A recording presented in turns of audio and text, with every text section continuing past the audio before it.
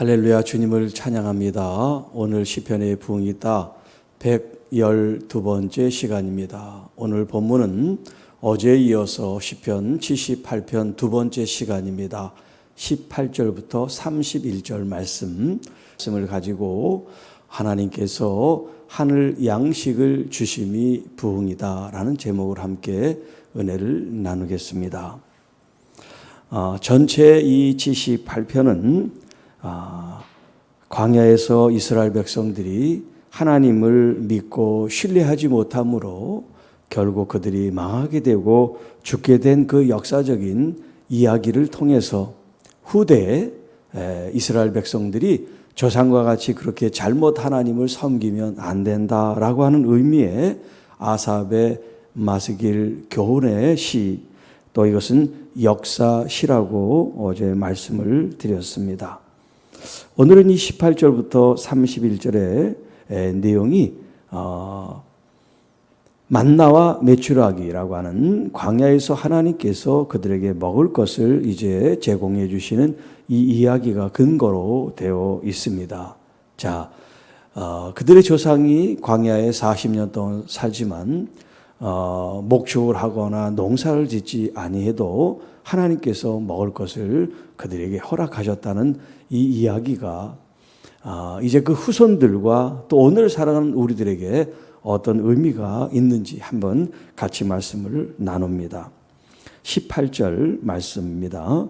그들이 그들의 탐욕대로 음식을 구하여 그들의 심중에 하나님을 시험하였으니. 자, 여기 그들의 탐욕이라고 하는 이 단어는 사실 네펫이라고 하는 말인데 이제 생명 혹은 어떤 마음, 중심 이런 의미가 있습니다. 그런데 이스라엘 사람들의 그 마음과 그 중심은 뭘로 가득하냐면 그 욕망과 탐욕으로 가득해 있기 때문에 이렇게 번역을 했습니다. 그들의 탐욕대로 음식을 구하여 그들의 심중에 하나님을 시험하였다. 자, 이스라엘 백성들이 이제 요 18절 이전에 우리가 반석을 통해서 물을 얻게 된 것을 봤죠. 자, 하나님께서 반석을 통해서 물을 주시는데 그 하나님이 우리에게 이제 먹을 음식까지 주시는지 한번 시험해 보자 이런 말이에요. 그러니까 하나님께서 이런 출애굽부터 시작해가지고 광야에 들어오면서 하나님 보이신 그런 기사와 표적들, 기이한 일들을 그 조상들이 경험했는데 그 조상들은 어떤 마음이냐면 하나님의 그 위대함을 경험하면서 정말 하나님을 존중하고 믿는 마음이 없는 거예요. 그 하나님이 이런 것도 하는지 보자, 이런 것도 하는지 보자. 그렇게 하나님의 능력을 제한하고 하나님을 우습게 여겼다는 이야기예요. 그래서 지금 반석에서 물을 경험했지만 그들이 이제 먹을 것을 또 하나님이 주시나 한번 보자라는 식으로 지금 이야기를 하고 있습니다. 지금 이 시인이 자기 조상들이 그랬다는 걸 지금 얘기를 해주는 거예요. 19절. 그뿐 아니라 음식을 구하는데 그뿐 아니라 하나님을 대적하여 말하기를 하나님이 광야에서 식탁을 베풀 수 있으랴. 보라, 그가 반석을 쳐서 물을 내시니 시내가 넘쳤으나 그가 능히 떡도 주시며 자기 백성을 위하여 고기도 예비하시랴 하였더라. 지금 18절에 있는 이 말씀이 19절, 20절에 구체적으로 그들이 어떤 마음을 가지고 무엇을 구하는지를 얘기를 해주고 있습니다. 자, 18절에서는 하나님을 시험한다고 얘기를 했는데 19절에는 하나님을 대적하여 말한다. 시험하는 거하고 대적하는 거하고는 다르죠. 더 적극적으로 의도적으로 하나님을 거부하고 하나님을 반항하고 하나님을 대적하는 그런 저항하는 행위를 말한단 말이에요. 그렇게 하나님을 대적하고 멸시하고 무시하면서 하나님에 대해서 우리에게 지금 이 광야에 있으면서 이 광야에서 먹을 식탁을 하나님이 주시는지 음식을 주시는지 고기를 주시는지 하나님 보자는 거예요. 자, 물을 주시는 그 하나님이 이제 떡과 고기를 주시는지, 이제 그들의 주식은 이제 빵이라고 할 수 있죠. 뭐 밥이라고 해도 좋고요. 자, 밥과 고기를 주시는지 보자 그 말이에요. 자, 21절.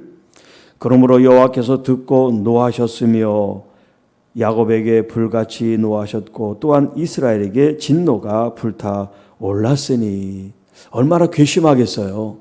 한두 번도 아니고 하나님께서 계속해서 이스라엘 백성들에게 그런 기이한 놀라운 역사를 일으키시는 그 하나님이 자신을 위해서 이런 기적을 나타내는 겁니까? 아니잖아요. 이스라엘 백성들이 노예로 430년 동안 그렇게 고통당하고 하나님께 자기들의 그 아픔을 신음으로 호소하고 구해달라고 그럴 때 하나님이 모세를 통해서 도와주시고 또 그들이 홍해를 건너면서 그런 물을 앞에 놓고 또 애굽의 군대를 뒤로 놓고 얼마나 사면 초과했습니까? 그들을 또 구해 주시죠. 또 하나님께서 목이 가라니까 물을 또 내시죠. 이런 일련의 하나님의 역사와 기이한 것들을 보면서도 그들은 하나님을 계속해서 인정하지 않고 받아들이지 않고 오히려 적대적인 그런 마음을 갖고 하나님을 시험하고 하는 모습에 대해서 하나님은 지금 진노하고 계시다는 거예요. 야곱과 이스라엘은 지금 같은 말을 하고 있는 거예요. 야곱이나 이스라엘이나. 그 하나님이 지금 이렇게 다른 말을 쓰는 것은 야곱이라는 말을 했다가 이스라엘이라는 말을 하는 것은 이제 불같이 분노했다는 말이나 진노했다는 말이나 더 하나님이 격앙되게 점진적으로 더 하나님이 강한 분노를 품고 있다는 그 지금 표현을 지금 이렇게 하고 있는 거예요. 자, 왜 이 이스라엘 사람들이 하나님의 이런 기이한 놀라운 역사, 하나님께서 그들에게 너희들이 내 백성이 되면 내가 너희들이 하나님이 되리라 전능하신 여호와 하나님, 그냥 하나님이 아니에요. 사람이 손으로 만든 우상 같은 하나님이 아니라 이 세상을 천지 창조하신 그 하나님이 되겠다고 말씀하시는데 그들은 그걸 거부한단 말이에요. 왜 그럴까요? 22절에 이는 하나님을 믿지 아니하며 그의 구원을 의지하지 아니한 때문이로다. 그들은 하나님을 믿지 않았다는 거예요. 신뢰하지 않았다는 거예요. 하나님께서 그들을 구원하실 것을 의지하고 바라보지도 않았다라고 말씀하고 있어요. 여러분, 하나님께서 우리에게 바라는 것은 우리가 엄청난 어떤 그런 노력과 공로를 드리는 게 아니에요. 하나님을 순수하게 믿고 의지하는 거예요. 하나님을 신격적으로 신뢰하고 의지하고 믿고 따르는 거. 그걸 하나님은 원하고 계세요. 우리가 하나님 앞에 예배를 드리고 찬양을 하고 뭐 물질을 드리고 구제하고 봉사하고 선교하는 건 그거는 과외고 하나님이 정말 원하는 것은 하나님을 믿는 거예요. 하나님을 존중하고 하나님을 따르는 거예요.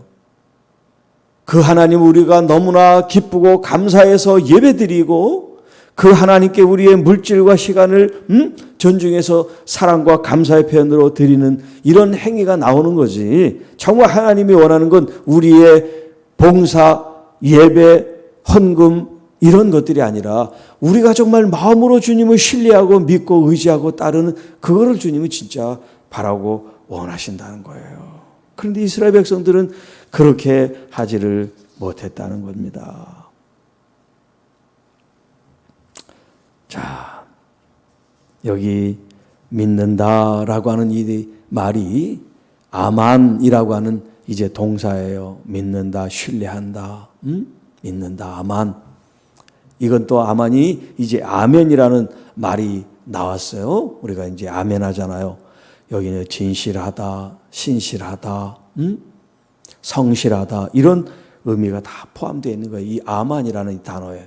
그래서 이제 예수님이 진실로라고 이제 말씀하시잖아요. 그때 아멘이라는 그런 헬라어를 써요. 이게 이제 히브리 말로 아만이라는 뜻이에요. 여기서 이제 에메트라고 하는 말과 에무나라고 하는 말이 나와요. 그래서 의인은 믿음으로 산다. 그럴 때는 에무나라고 하는 말을 쓰고요.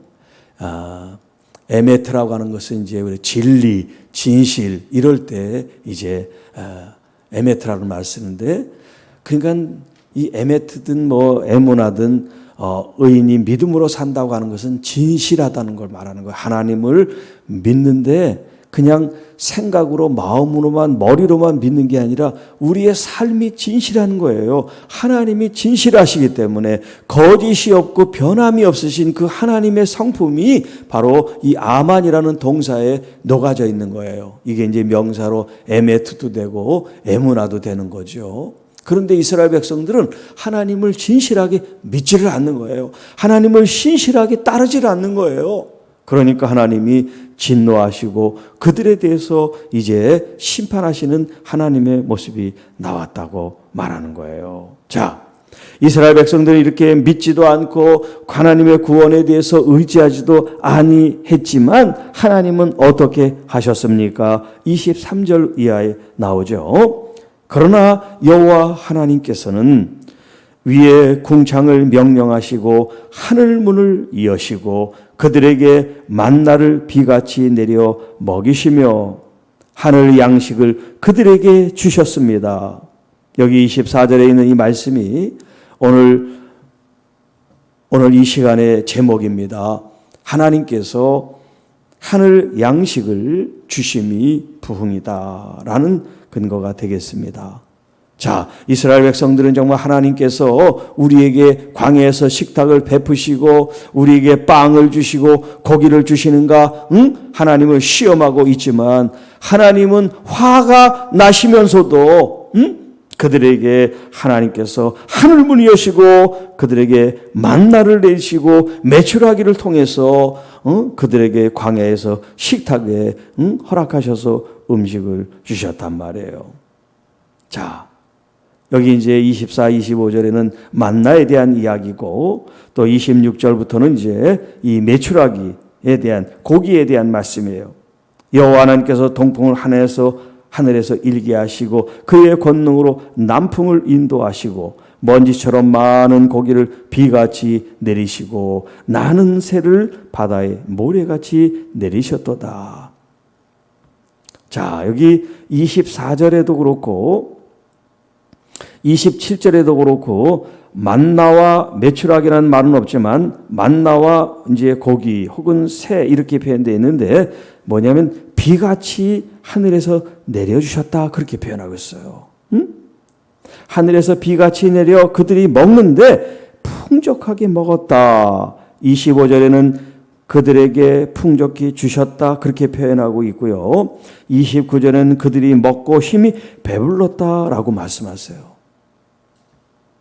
그래서 하나님이 그들이 원하는 대로 그들에게 주셨습니다. 그들은 의심합니다. 그들은 대적합니다. 그들은 불만합니다. 그들은 하나님의 이 역사에 대해서 대적하고 거부하고 신뢰하지 않지만 하나님은 그래도 그들이 원하는 것을 풍족히 먹이시고 입히시고 배불리시고 평안하게 해주시는 하나님이셨습니다.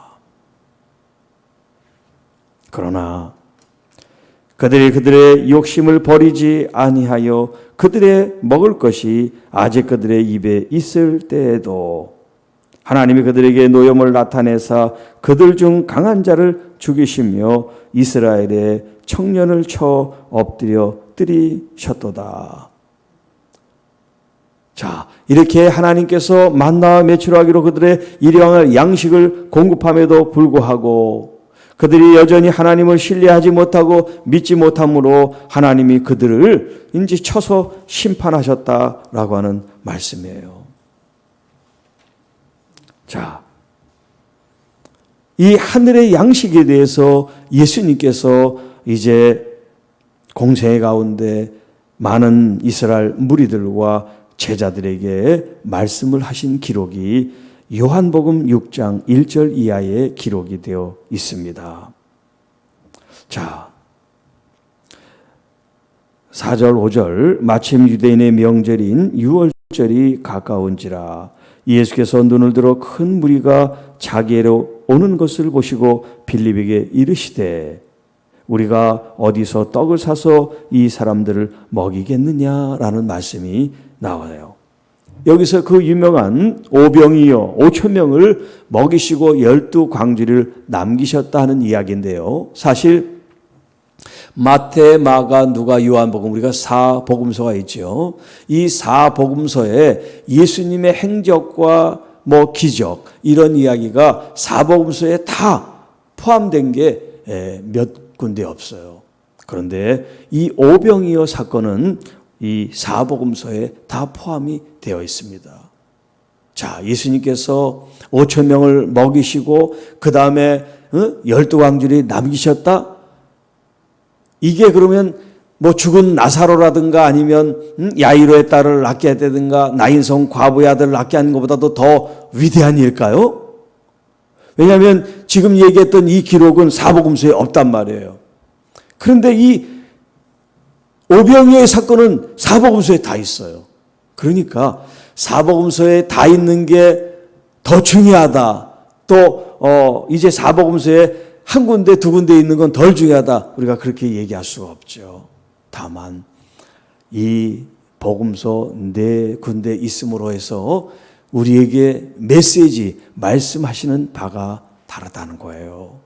자, 그게 단순히 우리의 배고픔 육신의 굶주림을 채우신 예수님의 이런 풍성한 기적의 역사를 우리에게 이야기하려고 하는 것이 아니라 그 뒤에 나오는 말씀이에요.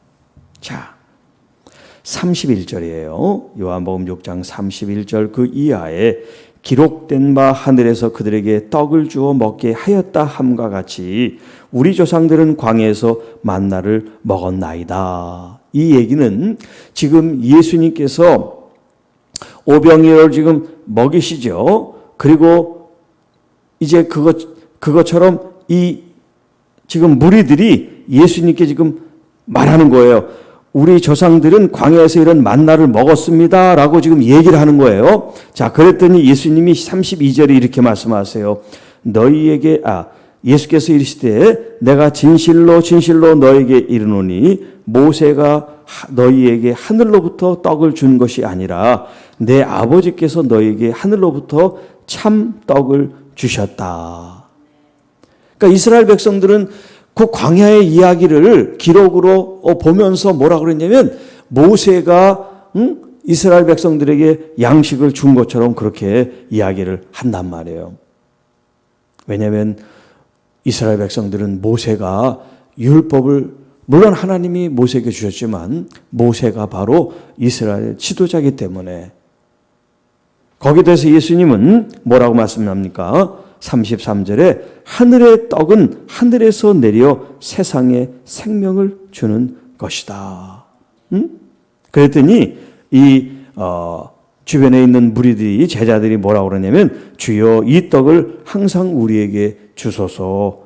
모세가 이스라엘 백성들에게 그런 기도함으로 하나님 지도자로 역사함으로 그들에게 만나 매출하기를 준 것처럼 예수님이 우리에게도 그렇게 하나님께 기도해서 그런 것들을 좀 베풀어 주세요. 그런 얘기를 하는 거예요. 그래서 예수님이 35절에 뭐라고 말씀합니까? 내가 생명의 떡이다. 여기 이제 그 유명한 에고 에임이라는 이제 히브리 말을 써요. 나는 이제 누구다라는 말이에요. 에고 에이미. 이게 바로 야훼라는 모세가 하나님으로부터 이름을 받아서 여호와 야훼라고 하는 이름을 받은 것과 같은 의미예요. 나는 누구다.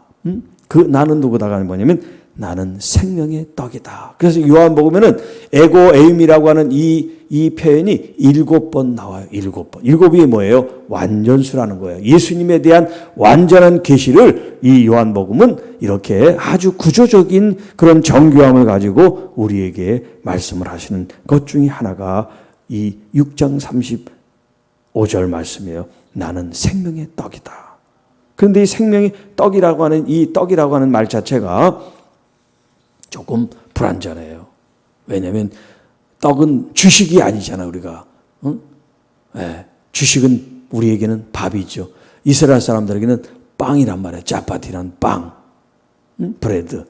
그러니까 그 사람들이 매일 먹는 걸 이 단어로 써야죠. 우리 같으면 매일 먹는 밥이라고 말하든지 빵이라고 말하든지 떡이 아니에요. 자, 내게 오는 자는 결코 줄이지 않을 것이며 나를 믿는 자는 영원히 목마르지 않을 것이다 라고 말씀하세요. 내가 하늘에서 내려온 것은 아버지의 뜻을 행하려 하기 때문에 내려왔다는 거예요. 아버지의 뜻. 그 아버지의 뜻이 뭐냐면 마지막 날에 내게 주신 그 하나님의 자녀들을 내가 다시 살리기 위해서 이 땅에 오셨다고 말씀하세요. 자, 그러면서 이제 다시 48절에 나는 생명의 떡이라는 말을 다시 반복해요. 그러면서 광야에 너희들의 조상은 그 만나를 먹었어도 죽었지만 이제 하늘에서 내려온 이 신령한 떡, 생명의 떡을 먹으면 영생하리라 말씀하세요. 이게 다른 거예요. 구약에서는 그들이 만나 메추라기 하나님이 주신 걸 먹었지만 죽었어요. 그들의 육신의 한계를 갖고 죽었습니다. 그러나 예수님의 이 생명의 떡, 생명의 밥이신 예수님을 먹는 자들은 영원한 생명을 얻게 되리라. 그러면서 주님 말씀하시기를, 자, 내가 줄 이 떡은 세상에 생명을 주는 내 살이다 라고 말씀하세요. 그랬더니 유대인들이 깜짝 놀라가지고 우리한테 자기 살을 준대 이렇게 수군거렸어요. 그때 주님이 다시 말씀하세요. 53절. 예수께서 이르시되 내가 진실로 진실로 너희에게 이르노니 인자의 살을 먹지 아니하고 인자의 피를 마시지 아니하면 너희 속에 뭐가 없느냐? 생명이 없다라고 말씀하세요. 자, 여기 이제 이게 굉장한 큰 오해를 불러일으켰어요. 그 초대교회 당시. 예수님의 살을 먹고 예수님의 피를 마셔? 그래서 마치 사람 고기를 먹고 사람 피를 마시는 것처럼 이렇게 오해를 했어요. 그래서 로마 사람들이 이 유대인들은 말이지 예수를 믿는 이 유대인들은 흡혈귀처럼 사람을 잡아먹는데 이런 흉악한 소문이 돌아서 핍박을 받고 죽임을 당했던 적이 있어요. 자, 예수님의 이 말씀은 문자적으로 정말 예수님의 이 육체, 이 살덩어리를 먹고 피를 마신다는 뜻이 아니죠. 이게 영적인 의미란 말이죠.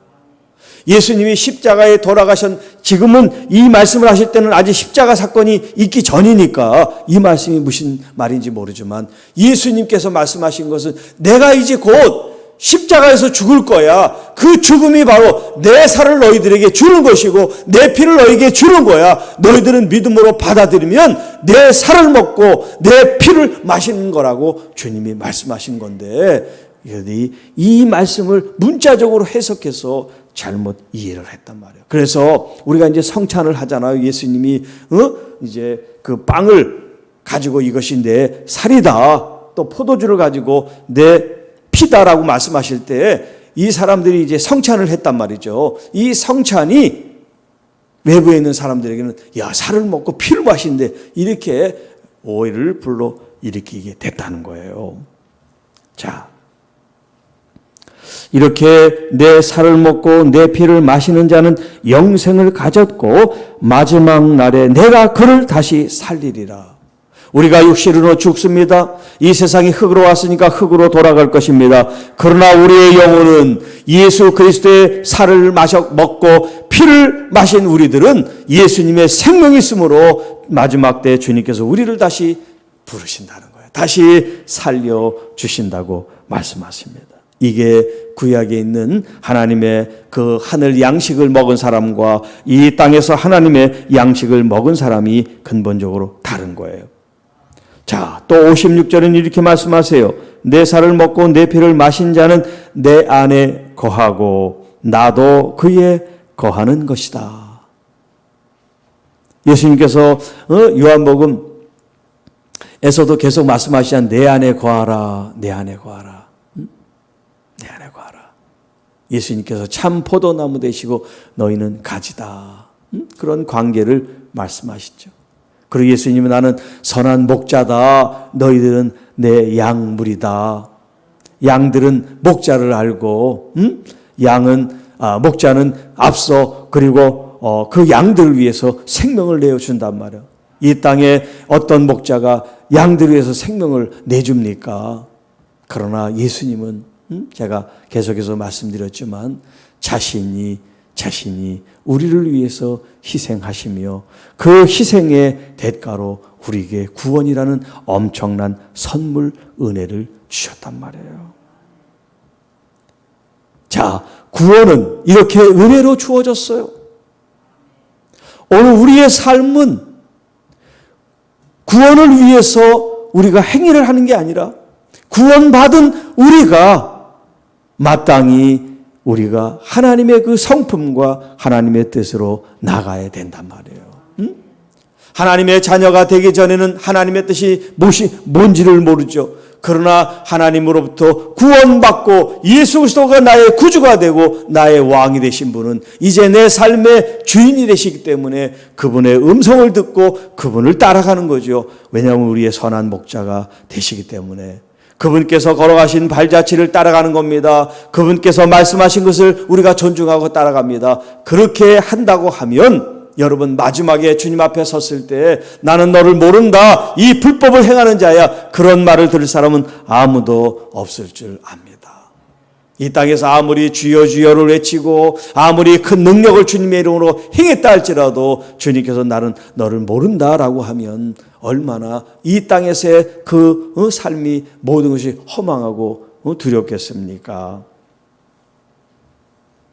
자, 그래서 이 일용할 양식은 매일 매 순간 하나님으로부터 오는 말씀이 우리에게 양식으로 삼아야 된다는 거예요. 예수님 자신이 우리에게 희생의 제물로 돌아가셔서 영적으로 우리가 믿고 그분을 신뢰하고 나의 구주로 왕으로 영접한 여러분들은 매일매일 주님, 말씀이신 주님을 우리가 먹어야 되는 거예요.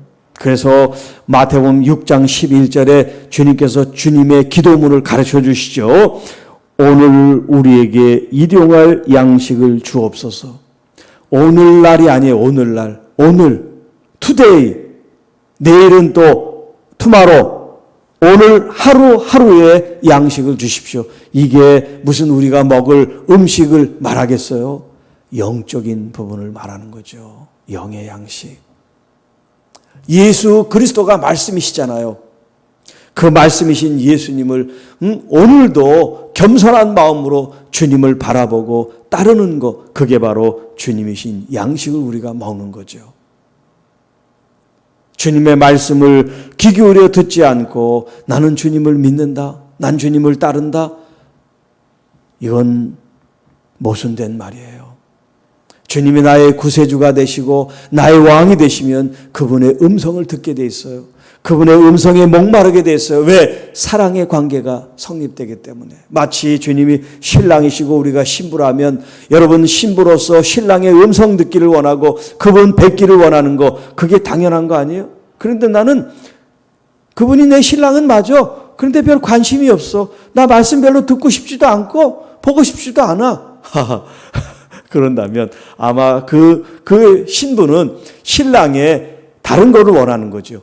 그분 자체를 사랑하는 게 아니라 그분의 도를 원하거나 그분의 어떤 그 능력을 원하거나 그분의 어떤 이름을, 명예를 원한다든가 그런 거겠죠. 진실로 신부로서 신랑을 사랑한다면 보고 싶고 듣고 싶고 소유하고 싶은 거 아니겠어요? 그렇기 때문에 오늘 우리가 주님에 대한 이런 간절한 열망이 더 주님과 친밀함으로 나타나야 될 줄 믿습니다. 하나님께서 하늘문을 여시고 하늘에 만나를 주시는 것이 부흥이다 그랬어요. 하나님께서는 이미 우리에게 예수 그리스도라는 하나님 자신을 우리에게 내어주셨습니다. 이제 우리가 믿음으로 취하면 돼요. 아멘 하고 받아들이면 돼요. 아멘하고 그 말씀대로 살면 돼요. 그것이 부흥이고 그것이 주님이 주시는 축복인 줄 믿습니다.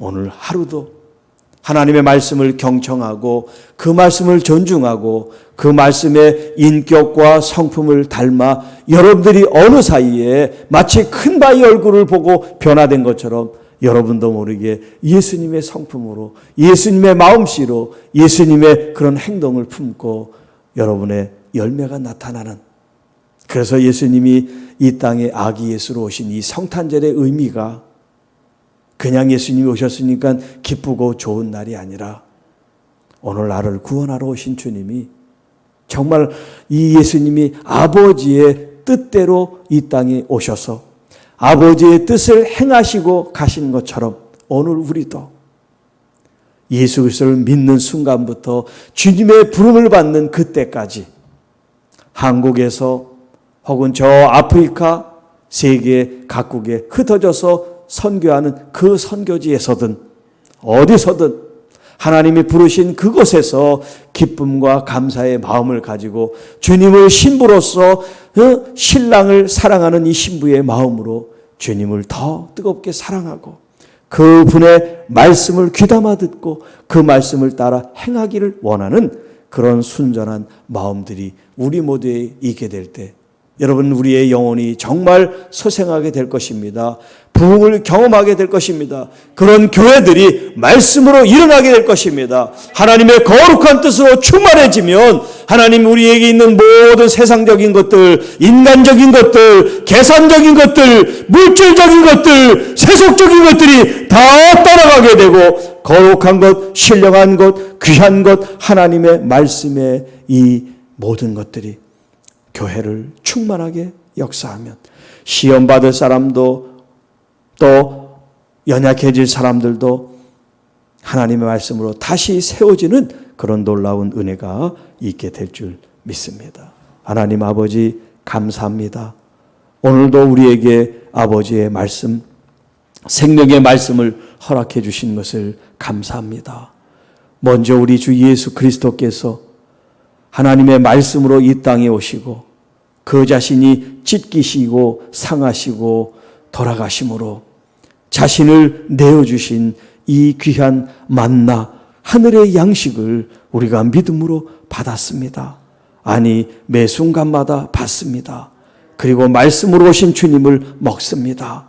그리고 그 말씀대로 행할 수 있도록 성령으로 충만하게 하여 주셔서 지혜와 계시의 영이신 주님이 하나님의 말씀을 분별케 하시고 하나님의 말씀을 더 깨우쳐 주시고 그 말씀이 꿀송이보다 더 단 이 깊은 말씀의 세계로 들어가는 우리 모두가 되게 하여 주셔서 시편의 부흥이는 말씀이 구어가 아니라 생명의 말씀이 우리의 삶이 되게 하여 주옵소서. 열매로 나타나게 하여 주옵소서. 참된 부흥이 우리 개인 심령뿐만 아니라 우리가 섬기는 각 교회 안에서 일어나게 하여 주옵소서. 그래서 이 한국 땅에 하나님 대한민국이 사회 사람들에게 하나님의 교회가 살아있음을 하나님의 성도가 살아있음을 우리가 말이 아닌 말씀으로 삶으로 아름다운 열매로 나타낼 수 있도록 역사해 주시고 우리 대한민국뿐만 아니라 5대주 6대양 온 세계 열방 가운데 하나님이 이 말씀을 듣는 모든 심령 가운데 교회 가운데 똑같은 역사가 일어나게 하여 주옵소서. 우리 구주 예수님의 이름으로 감사하며 축복하며 기도하옵나이다. 아멘.